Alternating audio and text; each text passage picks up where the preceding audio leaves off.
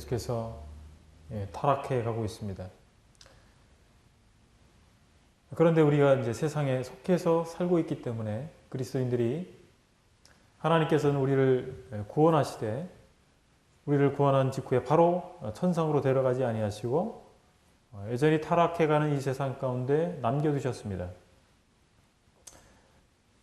그렇기 때문에 우리는 이 세상에서 벗어나서 저 산속에 들어가서 사는 것이 아니고 바로 이 삶의 현장 가운데서 이 세상 속에서 하나님의 빛과 소금의 역할을 감당해야 하는 것이 바로 그리스도의 삶이라고 할 수가 있습니다. 그런데 우리는 이 타락한 세상 속에 살면서 우리가 영향을 줄 수도 있지만 이 세상으로부터 영향을 받기도 하는 것입니다. 바로 이 세상의 타락한 문화와 문명의 영향 가운데 우리가 있기 때문에 그 가운데 살고 있기 때문에 이것으로부터 우리가 자유로울 수는 없다는 사실입니다. 사람들의 이 도덕적 기준은 시대에 따라서 또 문화에 따라서 다양한 모습으로 변하고 있습니다. 그래서 무엇이 정말 올바른 것인가에 대해서 기준을 잡기가 쉽지 않은 가운데 있다는 사실입니다.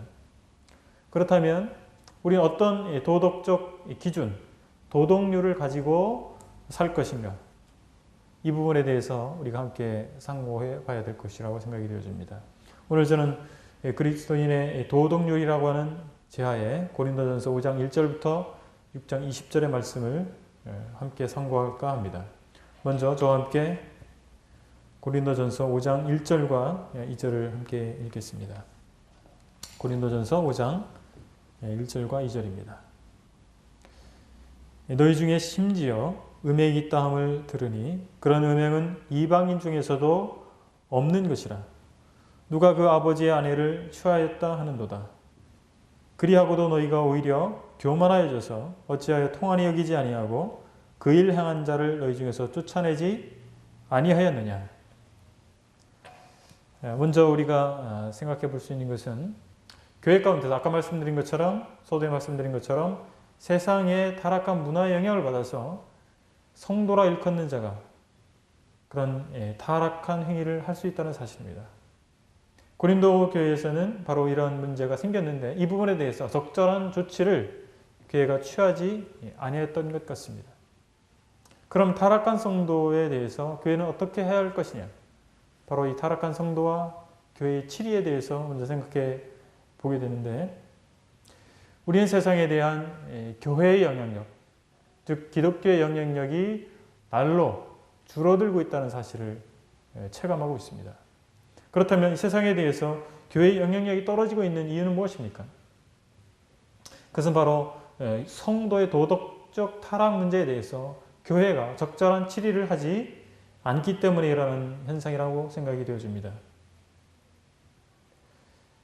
교회 성도들도 그들에 속한 이 사회의 문화와 이 도덕적 영향을 받게 되어 있습니다.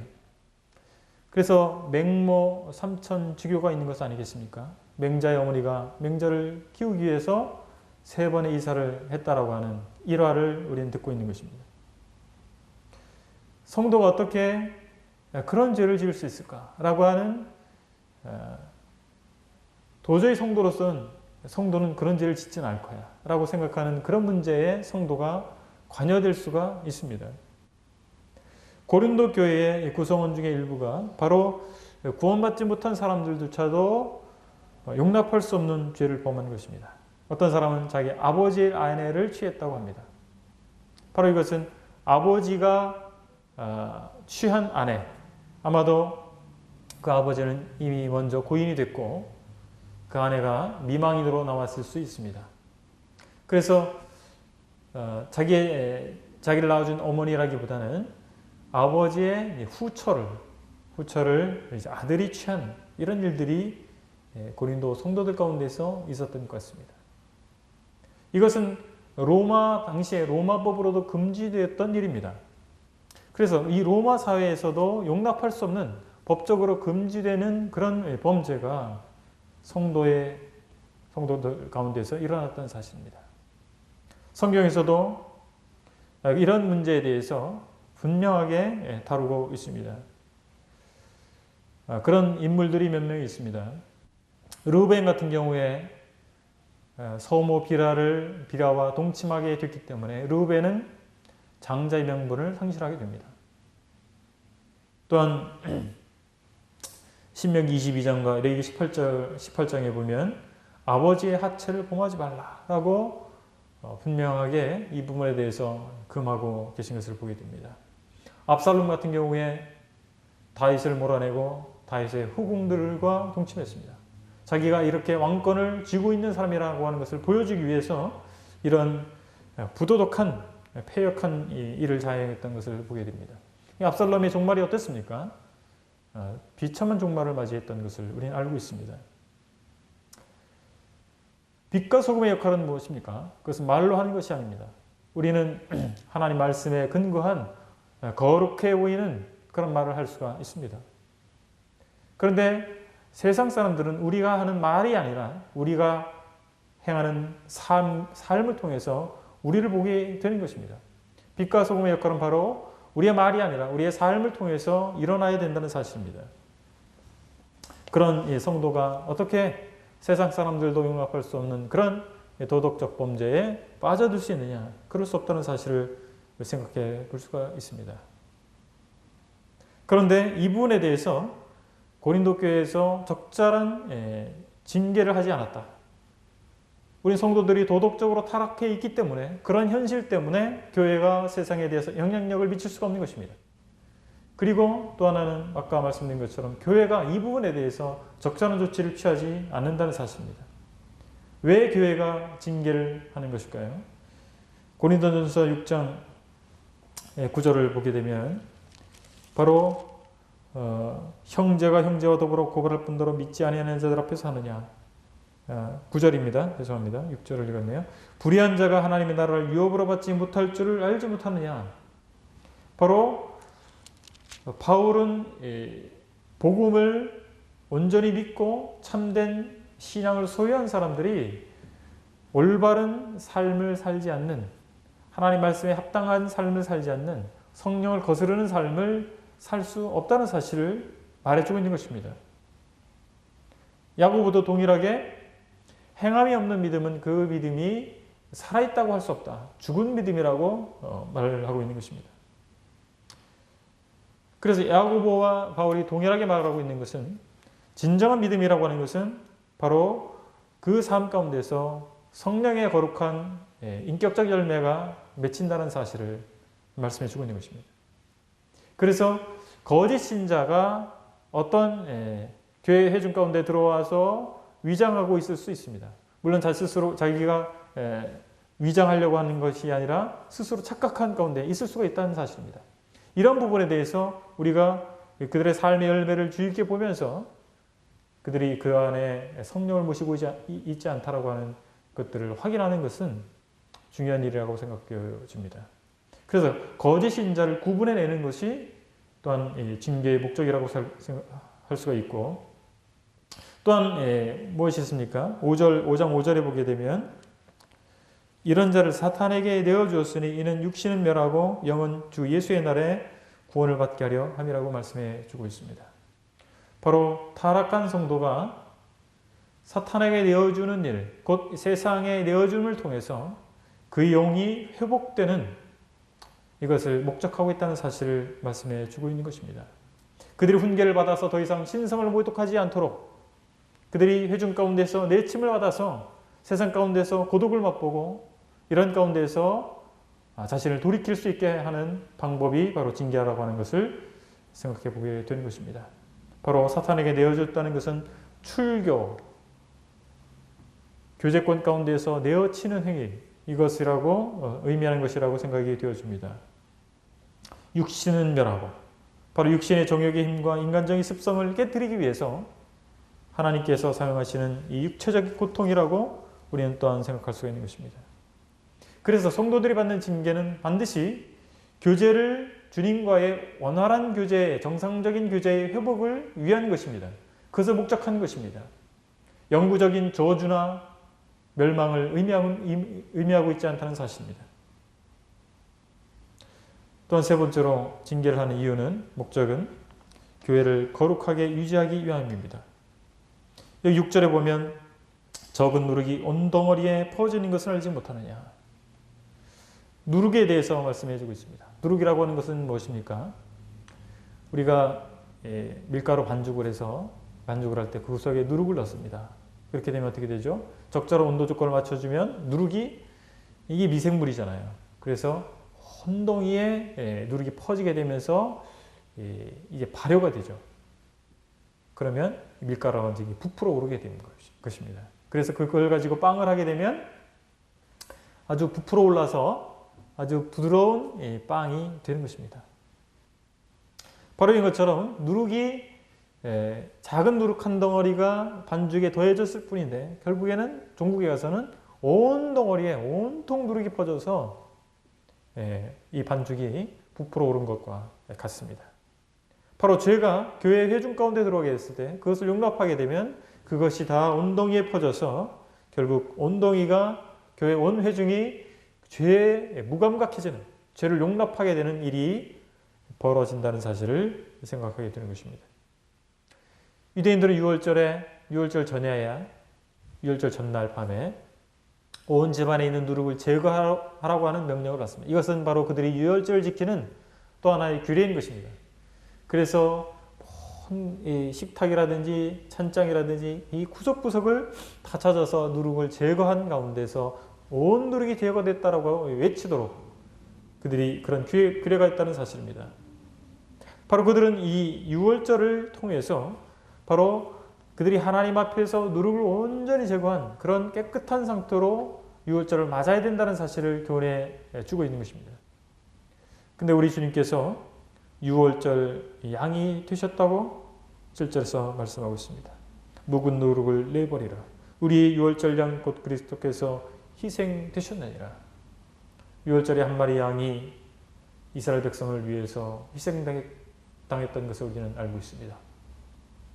이것처럼 바로 우리를 위해서 그리스도께서 희생이 되신 것입니다. 우리의 죄를 사하시기 위해서, 우리를 저주와 멸망 가운데서 구원하시기 위해서 유월절 양이신 그리스도께서 희생이 되신 것입니다. 그렇다면 이제 그러한 유월절을 경험한 예수 그리스도의 속죄를 경험한 사람들은 어떤 삶을 살 것이냐. 8절에서 이러므로 우리가 명절을 지키되 묵은 누룩으로도 말고 악한 악의에 찬 누룩으로도 말고 누룩이 없이 오직 순전함과 진실함의 떡으로 하자. 누룩이 없는 떡, 바로 죄가 제거된 성화된 삶, 성화를 향해서 나가는 삶, 경건한 삶을 우리가 살아야 할 것을 말씀해 주고 있는 것입니다. 바로 하나님의 자녀라고 하는 신분을 우리가 예수 그리스도의 십자가 사역을 통해서 얻게 된 것입니다. 그렇다면 이제 그 신분에 걸맞는 삶이 요구되게 되어 있습니다. 그래서 마땅히 교회의 일원이 된 사람들은, 예수 그리스도를 믿음으로 말미암아 교회의 일원이 된 사람들은 바로 성결된 삶을 유지할 필요가 있기 때문에 바로 이 징계를 통해서 성도들이 그런 성결된 삶을 살도록 하는 것입니다. 자, 그러면 이 징계는 어떤 원칙 가운데에서 이루어져야 될까요? 먼저는 디모데전서 5장 19절에 있는 것처럼 두세 증인이 있어야 됩니다. 명백한 증거가 있어야 됩니다. 그래서 애매히 모함을 받거나 이렇게 오해를 받아서 징계받는 일이 있어서는 안 되기 때문에 명백한 증거를 원칙으로 합니다. 또한 공평한 적용이 이루어져야 됩니다. 신명기 1장에도 보게 되면 재판할 때 귀천을 차별 없이 할 것을 말씀해 주고 있습니다. 치리하는 자, 치리에 주도적으로 참여하는 자와 어떤 인간관계 때문에 어떤 여러 가지 이유로 인해서 그 징계가 공평치 않게 적용되어서는 안 된다는 사실을 생각해 보게 되는 것입니다. 또한 세 번째로 교회의 권위로 징계하는 것입니다. 4절을 말씀해 보게 되면 주 예수의 이름으로 너희가 내 영과 함께 모여서 우리 주 예수의 능력으로 라고 말씀해 주고 있습니다. 바울은 범죄한 한 사람을 치리하기 위해서 교회가 함께 모인 것을 묘사하고 있는 것입니다. 그가 비록 몸으로는 떨어져 있지만 그들이 교회의 이름으로, 예수 그리스도의 이름으로 모이게 됐을 때 바로 영으로 그들과 함께 있다라고 하는 사실을 말해주고 있는 것입니다. 바로 그들의 결정에 대해서 바울은 동일한 입장을 갖게 될 것이다. 이것을 말씀해 주고 있는 것입니다. 한 교회의 성도들과 지도자들은 회중에 의한 행위가 바로 오로지 주 예수의 이름으로 그리고 주 예수 그리스도의 능력으로 행해진다는 사실을 성경적 가르침으로 말씀해 주고 있는 것입니다. 마태복음 18장 20절에서는 두세 사람이 내 이름으로 모이는 것은 나도 그들 중에 있느니라고 말씀하고 계신데 이것이 바로 징계에 대한 말씀이라고 하는 것입니다. 바로 교회에서 내리는 징계는 바로 주님의 권위가 있다라고 하는 것입니다. 그래서 교회에서 내리는 징계에 대해서 우리는 무겁게 생각해야 될 것입니다. 경히 여기지 말아야 될 것입니다. 주님께서 그 징계를 인정하시기 때문입니다. 그러면 누가 징계의 대상이 되어야 되겠습니까? 여기 9절 말씀에 보게 되면 내가 너에게 쓴 편지에 음행하는 자들을 사귀지 말려 하였거니와. 자, 음행하는 자에 대해서 말씀해 주고 있습니다. 바로 먼저 징계의 대상은 성적인 문제를 가지고 있는 사람, 성적으로 타락한 사람들이 징계의 대상이 된다는 사실을 보게 되는데 음행하는 자는 미혼자들 간의 비합법적인 관계를 했을 때를 말하는 것입니다. 간음은 어떤 것입니까? 기혼자들 간의 비정상적인 성관계를 얘기하는 것입니다. 남색하는 자, 바로 동성끼리의 성행위를 하는 것을 말하고 있습니다. 바로 이처럼 성적으로 타락한 성도들이 징계의 대상이 되는 것입니다. 또한 물질 만능주의에 물든 사람들에 대해서 교회가 마땅히 징계할 것을 말씀해 주고 있는데 탐욕을 부리는 자들에 대해서 말씀하고 있습니다. 바로 물질을 얻기 위해서, 물질적 이득을 얻기 위해서 부정한 방법으로 사업이나 재정관계를 운영하는 것을 말하는 것입니다. 우리가 살고 있는 세상에서는 바로 경제적 이득을 얻기 위해서 많은 불법적인, 비도덕적인 이런 많은 수단을 동원하고 있는 이 세상에 우리가 살고 있기 때문에 이런 유혹에 우리가 빠지기 쉽다는 사실입니다. 또한 속여 빼앗는 자들에 대해서 말씀하고 있는데 개역성경에는 토색이라고 말씀해 주고 있습니다. 바로 공갈, 협박 등으로 인해서 돈을 모으는 사람을 말하는 것입니다. 우리는 바로 이렇게 물질을 위해서, 물질적 이득을 얻기 위해서 이런 부도덕한 이런 방법을 일삼는 자들에 대해서 교회는 마땅히 치리해야 할 것을 말씀해 주고 있습니다. 세 번째로는 영적으로 타락한 사람들을 말씀해 주고 있는데 바로 우상 숭배하는 자들입니다. 하나님보다 어떤 물건이나 사람에게 경배하는 것, 그와 연관해서 수반되는 어떤 부도덕적인 행위가 있는 것을 바로 우상 숭배라고 말하는 것입니다. 명백하게 우리가 어떤 우상을 만들어 놓고 거기다 절하고 그렇지 않는 할지라도 물론 그렇게 됐을 때는 분명한 명백한 우상 숭배가 되겠지만 그렇지 않다 할지라도 하나님보다 더 윗선에 놓고 먼저 우선순위에 놓고 경배의 대상으로 삼는 그 모든 것은 바로 우상 숭배라는 사실입니다. 또한 모욕하는 자들이라고 말씀해 주고 있는데 타락한 생활 습관을 가지고 있는 사람들입니다. 모욕하는 것은 바로 언어적인 문제입니다. 언어 생활에 문제가 있는 사람을 말하는 것입니다. 이것은 한 번의 실수, 우리가 한 번의 말 실수를 하지 않는 그런 사람이 있겠습니까? 그런 사람은 없습니다. 이것은 습관적으로 언어적인 문제를 가지고 있는 언어 생활에 문제가 있는 사람을 말하는 것입니다. 그 사람이 하는 말마다 많은 사람들에게 어려움을 주고 또 정직하지 못한 언어 생활을 한다든지 또한 사람들을 뒤에서 욕하는 후욕을 일삼는다든지 이런 것들이 습관적으로 일어나는 이런 사람들에 대해서 교회는 징계할 것을 말씀해 주고 있습니다. 또한 술 취하는 사람들에 대해서 말씀하고 있는데 바로 알코올 중독을 얘기하는 것입니다. 습관적으로 음주에 젖어 있고 술을 의지하고 살아가는 사람, 이런 사람들에 대해서 교회는 마땅히 치료할 것을 말씀해 주고 있는 것입니다. 바로 그리스도인들은 그런 부도덕한 삶으로부터 불러냄을 받은 이런 사람들이 그리스도인들이기 때문에 그런 개가 토하였던 곳에 다시 돌아가는 그런 일을 하게 됐을 때 교회가 마땅히 그들이 돌이킬 수 있도록 징계 치료를 통해서 그들을 돌이켜야 될 것입니다.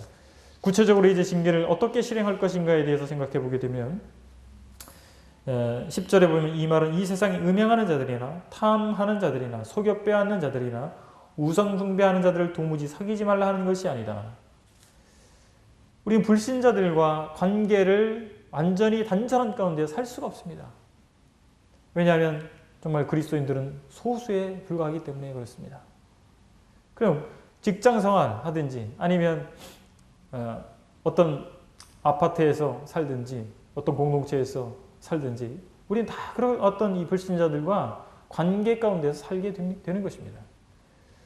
그래서 사회적 관계는 불신자들과 사회적 관계는 유지할 수 있어야 됩니다. 그것이 또한 복음을 전할 수 있는 채널들이 되기 때문에 우리는 이 부분에 대해서 무시할 수 없습니다.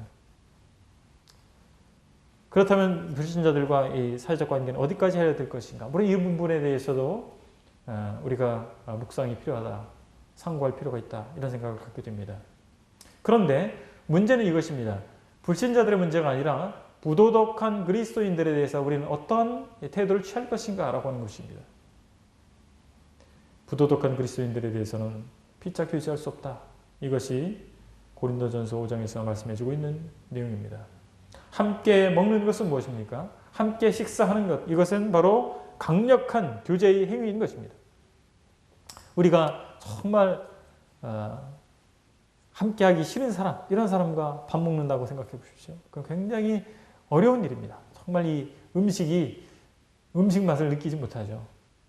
그러나 사랑하는 사람과 우리가 함께 식사를 하지 않습니까? 그래서 바로 이 함께 먹는 것은 강력한 교제의 행위이기 때문에 그런 부도덕한 그리스도인들에 대해서 우리는 강력한 교제의 금지, 교제할 수 없다는 사실을 함께 먹지 않음을 통해서 표현할 수 있어야 될 것입니다. 우리는 오늘날 교회가 그리고 기독교가 세상에 대한 영향력을 마땅히 행사해야 하는데 그렇지 못하는 가장 큰 이유는 순수성을 잃어버리기 때문이라고 생각이 되어지는 것입니다. 순수성이 무엇입니까? 바로 도덕적 순수성, 영적 순수성입니다. 순수한 교회가 강력한 교회인 것입니다. 악에 대해서 관용적이고 장려하는 교회는 미숙하고 무력한 교회일 것입니다. 여기 해당되는 말씀을 의역한 부분을 제가 읽어드리겠습니다. 내가 지금 반복해서 강조하는 것은 이것이니 성적 범죄자나 탐욕하는 자나 우상숭배하는 자나 공갈 협박자, 술주정뱅이, 사기치는 자가 소위 그리스도인이라고 고백한다면 그런 사람과는 애찬을 함께하지 말라. 보편적 교회의 징계에 대해서 자신의 생각에 흡족하지 않다 할지라도 우리는 이 부분에 대해서 주님의 권위로 한 징계이기 때문에 우리는 복종해야 될 것입니다. 그리고 그 모든 것에 대해서 시시비비의 문제에 대해서 주님이 판결해 주실 것을 믿고 우리가 다만 주님의 이름으로 받은 징계에 대해서 행해진 징계에 대해서 겸손한 마음으로 복종하는 것이 우리의 태도라는 사실을 생각해 보게 됩니다. 우리는 두 번째로 그리스도인의 도덕률의 두 번째로 성도 간의 송사의 문제에 대해서 살펴보겠습니다. 고린도전서 6장 1절을 함께 보시겠습니다. 너희 중에 누가 다른 이와 더불어 다툼이 있는데 구태여 불의한 자들 앞에서 고발하고 성도 앞에서 하지 아니하느냐. 자, 성도 앞에서 고발해라. 성도 간의 문제를 세상 법정으로 가지고 가지 말아야 할 것을 말씀해 주고 있는 것입니다. 그 이유는 6장 2절에 보면 성도가 세상을 판단할 것을 너희가 알지 못하느냐. 성도가 세상을 판단할 것을 말씀해 주고 있습니다. 요한복음 5장 22절에 보면 심판을 아들에게 맡기셨다고 말씀해 주고 있습니다. 또한 주님께서 제자들이 12지파에 대한 심판권을 갖게 될 것을 말씀해 주셨습니다. 마태복음 19장에서. 또한 요한계시록 3장 21절에서 라우디기아 교회에 이기는 자에게 주신 약속을 보게 되면 바로 내 보좌에 함께 앉게 하여 주겠다고 말씀해 주셨습니다. 주님이 앉을 심판의 보좌에 바로 교회가 성도들이 앉게 될 것을 말씀해 주고 있는 것입니다. 우리가 세상을 심판할 것이고 세상이 우리를 심판할 것이 아니지 않습니까? 또한 6장 3절에 보게 되면 우리가 천사를 판단할 것을 너희가 알지 못하느냐. 바로 성도들이 천사를 판단할 것을 말씀해 주고 있습니다. 바로 범죄한 천사들에 대한 심판에 대해서 성도들이 참여할 것을 말씀해 주고 있는 것입니다. 그렇기 때문에 바로 이 그리스도인 공동체가 그들의 문제를 가지고 세상에 있는 법정으로 가는 것은 말도 되지 않는 이야기라는 것입니다. 또한 세상 재판관들은 성도를 판단할 자격이 없습니다. 4절에 보게 되면 그런즉 너희가 세상 사건이 있을 때 교회에서 경이여김을 받는 자들을 세우느냐. 교회에서 경이여김을 받는 자들을 세우느냐. 구원받지 못한 재판관들은 지역교회에서는 존경받는 사람들이 아니잖아요. 세상에서 아무리 법관이고 변호사고 검사라 할지라도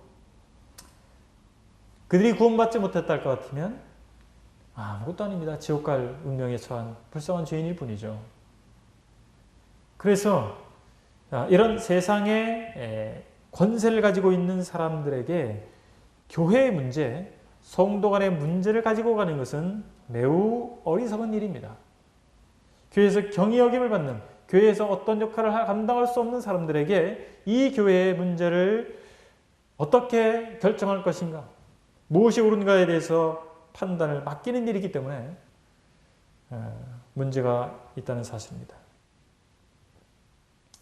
형제에 대해서 법에 호소하는 것은 이미 신앙인으로서는 패소한 것이라는 사실을 5절과 6절을 통해서 말씀해 주고 있습니다.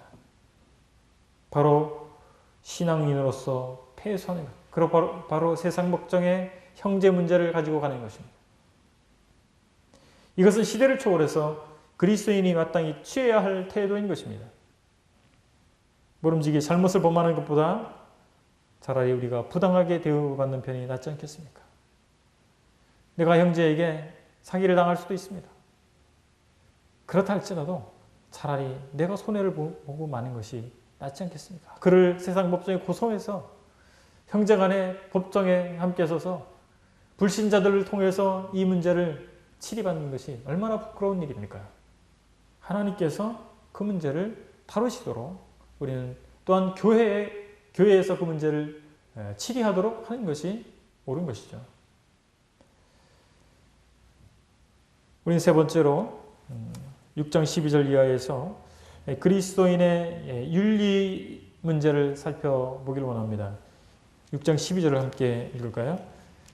6장 12절. 모든 것이 내게 가하나 다 유익한 것이 아니요 모든 것이 내게 가하나 다 무엇이든지 얽매이지 아니하리라. 자, 도덕적 자유. 모든 것이 다 가하다. 이렇게 바울은 말해주고 있습니다. 가하다는 말은 허용하다, 능력이라는 이런 단어와 동일 어근에서 나왔다고 하는 것입니다. 허용하다, 능력. 바로 무엇이든지 할 수 있다. 무엇이든지 허용될 수 있다. 이렇게 우리는 바꿔 말할 수가 있을 것입니다. 그런데 그리스도인들은 마음에 내키는 대로 다 할 수는 없다. 바로 절제된 삶을 살아야 할 것을 말씀해 주고 있는 것입니다.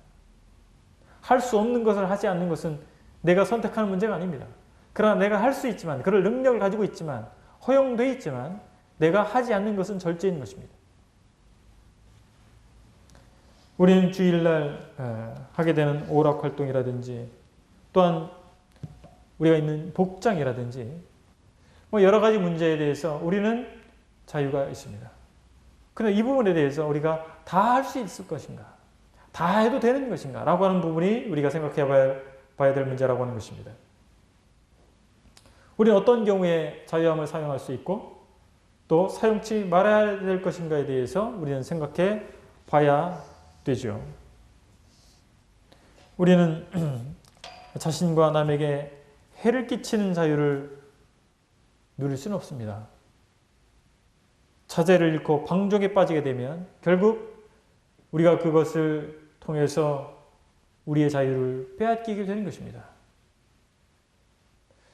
우리는 사람을 사로잡는 습관에 빠지지 않도록 주의해야 될 것입니다. 우리가 의지적으로 그것을 뿌리칠 수 없는 습관, 이것에 대해서 우리는 의학적 용어로 중독이라는 단어를 씁니다. 어떤 사람은 술에 중독이 됩니다. 어떤 사람은 담배에 중독이 됩니다. 또 어떤 사람은 커피에 중독이 됩니다. 어떤 사람은 컴퓨터 게임에 중독이 되고 어떤 사람은 스마트폰에 중독이 되는 것입니다. 어떤 사람은 드라마에 중독이 되죠. 바로 우리가 이런 여러 습관들에 대해서 우리가 어떻게 주의해야 할 것이냐. 저는 윌리엄 맥도날드 형제님의 분별을 인용을 할까 하는데요.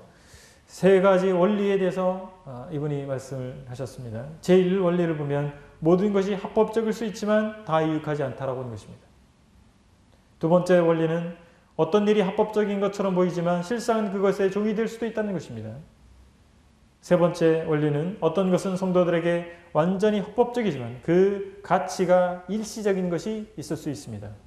우리 이 세 가지 원리를 가지고 그것에 대해서 우리가 누리고 우리가 행하는 것들에 대해서 우리가 문화 가운데서 취하는 것들에 대해서 분별해 봐야 된다는 사실입니다. 13절에 보게 되면 음식은 배를 위하고 배는 음식을 위하나 하나님께서는 이것과 저것 둘 다 폐하시리라 라고 말씀해 주고 있습니다. 우리는 음행의 문제에 대해서 또한 승리하는 방법에 대해서 조언을 듣게 됩니다. 음행의 시험을 이기고 승리할 수 있도록 도와주기 위해서 몸에 관한 많은 진리들을 이제 가르쳐 주고 있는데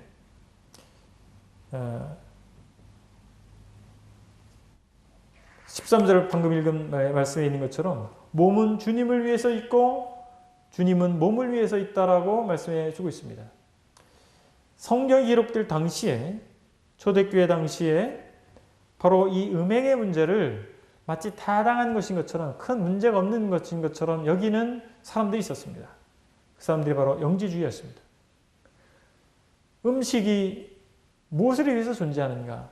우리 배가 음식의 필요를 느끼기 때문에 음식이 있는 것이다. 그것처럼 음행이라고 하는 것은 우리 몸이 성적 기능을 가지고 있기 때문에 그것이 필요하다라고 그냥 그렇게 주장하는 거예요.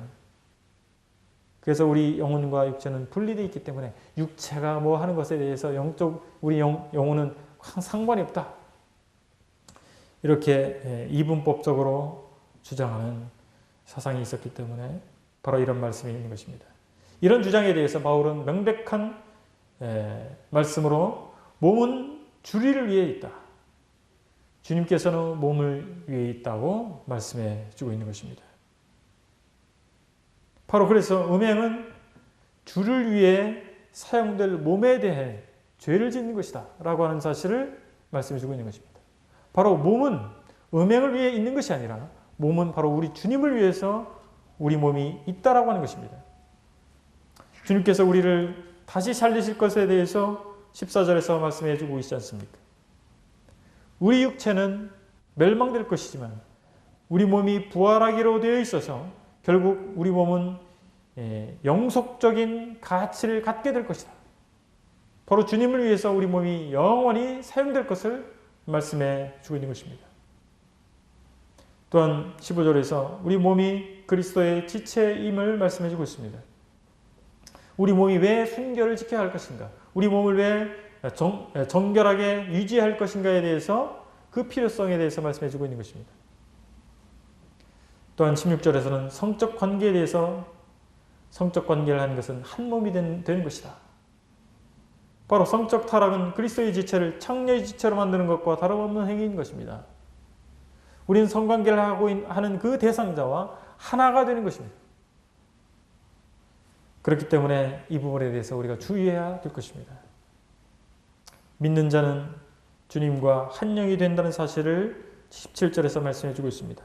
신체적인 행위에서 두 몸이 하나가 되는 것처럼 어떤 사람이 예수 그리스도를 믿게 될 때 그는 주님과 연합되어서 하나가 된다는 사실을 말씀해 주고 있습니다.